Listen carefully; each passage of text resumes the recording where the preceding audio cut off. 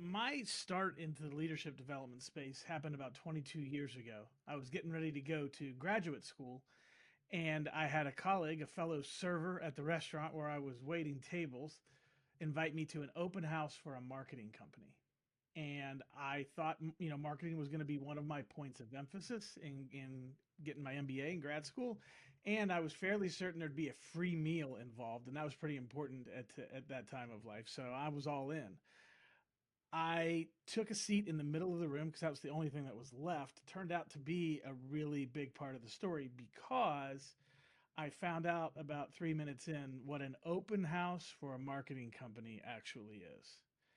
Perhaps I should have asked a few more questions, but I discovered that I had been invited to a recruiting meeting for a multi-level marketing organization. And I'm not categorically against those organizations. I know they've blessed lots of people, but I had no desire to sell water purifiers to my family and friends. So in that moment, 22 years ago, I had a decision to make.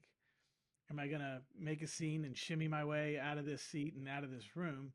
Or am I going to hang around for the break and grab a sandwich and head out the door? And so, in the end, I suppose probably influenced by my folks teaching me to be polite, I thought I'll just wait it out here.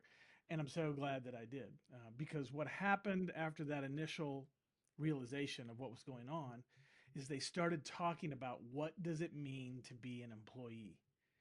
And in that moment, the dark cloud of doom and gloom entered from the back of the room. There was weeping and gnashing of teeth. It was awful. And I will tell you, in that moment, I checked out.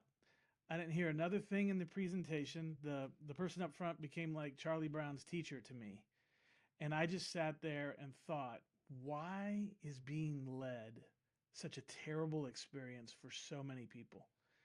And I left the room I left at the break as I had planned. But as I walked to my car, I remember it like it was yesterday. As I walked to my car in the parking lot, I decided in that moment that I was going to start to very intentionally study leadership. And so the next day, I started calling leaders that I had access to that I respected.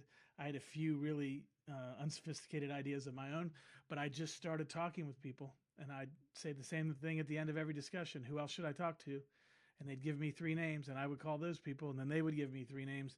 And that started 22 years ago, and essentially in different forms has not stopped since. So that's how I got started in this work. That's how the passion was lit for me, and it hasn't stopped yet.